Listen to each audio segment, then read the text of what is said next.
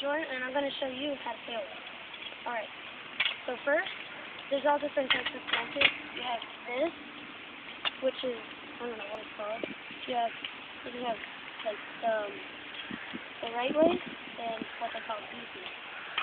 Alright, the right way, and what you're going to do is when you're doing it, you want to come up, and when you're doing it, keep your foot on for about here.